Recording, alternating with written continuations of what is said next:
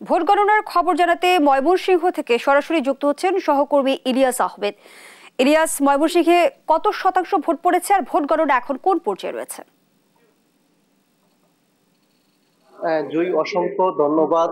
দিনভর কিন্তু শান্তিপূর্ণ পরিবেশের মধ্য দিয়ে ময়মনসিংহের ত্রিশাল, ফুলবাড়িয়া এবং ঈশ্বরগঞ্জ এই তিন উপজেলায় নির্বাচন অনুষ্ঠিত হয়। অর্থাৎ আমরা সকাল 8টা থেকে লক্ষ্য করেছি বিকাল 4টা পর্যন্ত ভোটাররা কিন্তু কেন্দ্রে এসে লাইনে দাঁড়িয়ে তারা ভোট প্রদান করেছেন। আপনি একটি বিষয় বলেছেন যে কত শতাংশ ভোট পড়েছে। যদি বলি যে ফুলবাড়িয়ায় 31%, ত্রিশালে 34% এবং ঈশ্বরগঞ্জে কিন্তু 37% ভোট পড়েছে। অর্থাৎ এখন চলছে গণনা। আমরা বেসরকারি তথ্য মতে যে গণনার সর্বশেষ তথ্য কিন্তু আপনার মাধ্যমে দর্শকদের একটু জানাতে চাই। অর্থাৎ আমরা দেখেছি 3টি উপজেলায় আওয়ামী লীগের প্রার্থী কিন্তু চেয়ারম্যান পদে বেশি প্রতিদ্বন্দ্বিতা করেছেন। অর্থাৎ ফুলবাড়িয়াতে আনারস প্রতীকের প্রার্থী হারুনুর রশিদ, তিনি উপজেলা আওয়ামী লীগের সাধারণ সম্পাদক, তিনি কিন্তু এগিয়ে রয়েছেন।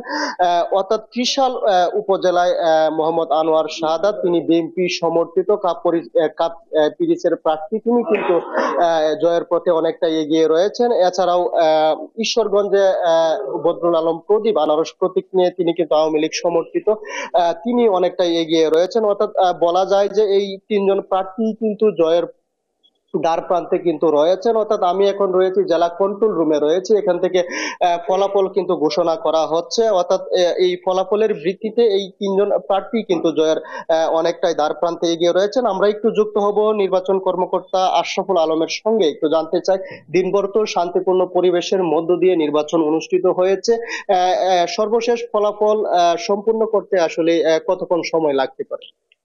আপনাকে ধন্যবাদ। আসলে আজকে 29শে মে ময়মনসিংহ জেলা 3টি উপজেলায় শান্তিপূর্ণ পরিবেশে ভোট গ্রহণ অনুষ্ঠিত হয়েছে।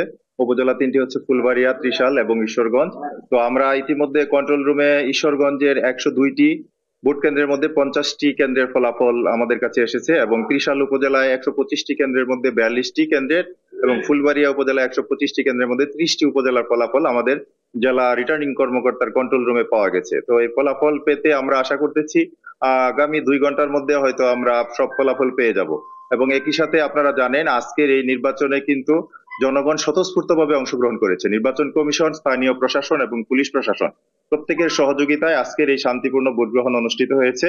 এই ভোট গ্রহণে জনগণ যাকে ভোট দিয়েছে তারাই কিন্তু সেই প্রার্থী কিন্তু বিজয়ী হবে এবং আমরা চেষ্টা করেছি, সর্বোচ্চ ব্যবস্থা নিয়েছি যাতে জনগণ সঠিকভাবে ভোট দিতে পারে এবং ভোট দিয়ে নিজ নিজ বাড়িতে ফিরে যেতে পারে। সেই পরিবেশ নিশ্চিত করা হয়েছে এবং মানুষের যে রায়, জনরায়, সেই রায়ের প্রতিফলন আপনারা নিশ্চয়ই দেখেছেন এবং ফলাফলে তার প্রতিফলন থাকবে ইনশাল্লাহ। আপনাকে এইটুকু বলে রাখতে পারি যে আমরা আশা করতেছি আগামী 2 থেকে 2.5 ঘন্টার মধ্যে 3টি উপজেলার 352টি কেন্দ্রের সকল ফলাফল আমরা জেলা কন্ট্রোল রুম থেকে জানাতে পারবো।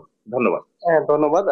জয়, শুনছিলেন যে নির্বাচন কর্মকর্তা বলছিলেন আসলে জনরায় কিন্তু এই ফলাফলের মধ্য দিয়ে কিন্তু প্রমাণিত হবে। অর্থাৎ আমরাও দেখেছি যে মাঠ পর্যায়ে যাদের জনপ্রিয়তা বেশি রয়েছে, অর্থাৎ যে প্রার্থীর জনপ্রিয়তা কিন্তু বেশি রয়েছে, সেই প্রার্থী ভোট গণনার দিক দিয়ে কিন্তু তারা এগিয়ে আছেন। অর্থাৎ বলা যায় যে তারাই কিন্তু বিজয়ী হবেন।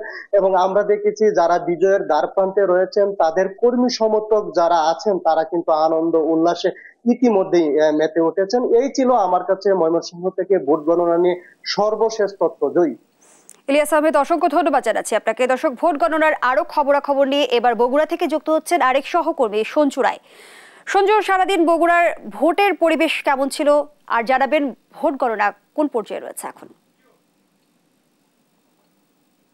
জি, আসলে সারা দেশের ন্যায় আজকে কিন্তু বগুড়াতেও গুরুত্বপূর্ণ 3টি উপজেলা বগুড়া সদর, শাহজাহানপুর এবং শিবগঞ্জে সকাল 8টা থেকে নিরবিচ্ছিন্নভাবে বিকেল 4টা পর্যন্ত ভোট গ্রহণ কিন্তু অনুষ্ঠিত হয়েছে এবং ভোট গ্রহণ শেষে যে অধীর আগ্রহী প্রার্থীদের যে অপেক্ষা ছিল ফলাফল, সেই ফলাফল যেহেতু ব্যালট কিন্তু গণনার একটি বিষয় থাকে, ব্যালট গণনা শেষে তা যখন আনুষ্ঠানিকভাবে উপজেলা পরিষদে আসে তখন কিন্তু আনুষ্ঠানিকভাবে তা প্রার্থীদেরকে জানানো হয়। আমি এখন দাঁড়িয়ে আছি বগুড়া সদর উপজেলা পরিষদ অডিট অডিটোরিয়ামে এখানে ইতিমধ্যে কিন্তু সদর উপজেলার চেয়ারম্যানের যে ফলাফল তা কিন্তু ঘোষণা করা হয়েছে। সেখানে বিপুল ভোটে কিন্তু বিজয়ী হয়েছে আনারস প্রতীকের প্রার্থী শুভাশিস পোদ্দার লিটন, এবং এই মাত্র ঘোষণা করা হলো ভাইস চেয়ারম্যান মহিলা প্রার্থী, বিজয়ী প্রার্থীর নাম তহমিনা আক্তার। ফুটবল প্রতীক নিয়ে কিন্তু তিনি এইবার প্রথমবারের মতো ভাইস চেয়ারম্যান হিসেবে বিজয় লাভ করলো, এবং তার পক্ষে যে আনুষ্ঠানিক যে ফলাফল তা কিন্তু গ্রহণ করছেন নেতৃবৃন্দরা এবং প্রার্থী সহ সকলে তুলে দিচ্ছেন সহকারী রিটার্নিং কর্মকর্তা আসিয়া খাতুন। আসলে জুই বগুড়াতে বাকি যে দুটি উপজেলা, শাহজাহানপুর উপজেলা, যে উপজেলাও কিন্তু শুরু থেকেই আলোচনায় ছিল, সেই শাহজাহানপুর উপজেলাতেও কিন্তু সদ্য সাবেক যিনি চেয়ারম্যান ছিলেন প্রভাষক সোহরাব হোসেন শানু, তিনি কিন্তু আবারও মোটরসাইকেল প্রতীক নিয়ে বিজয় লাভ করেছেন। যদিও শিবগঞ্জ উপজেলার যে ফলাফল তা আনুষ্ঠানিকভাবে বেসরকারি যে চূড়ান্ত ফলাফল তা এখনো নিশ্চিত হওয়া যায়নি, তবে প্রতিটি কেন্দ্র থেকে যে ফলাফল আমরা পেয়েছি সেই কেন্দ্রের ফলাফল অনুযায়ী সেখানে কিন্তু আনারস প্রতীকের প্রার্থী মোস্তাফিজুর রহমান মোস্তা তিনি কিন্তু বিপুল ভোটে এগিয়ে আছে এবং তিনি বিজয়ী হবেন বলে এখন পর্যন্ত পরিসংখ্যান বলছে। যে বগুড়াতে আজকে যে তৃতীয় ধাপের যে নির্বাচন ছিল, শুরু থেকেই কিন্তু নানা প্রার্থীদের নানা অভিযোগ ছিল।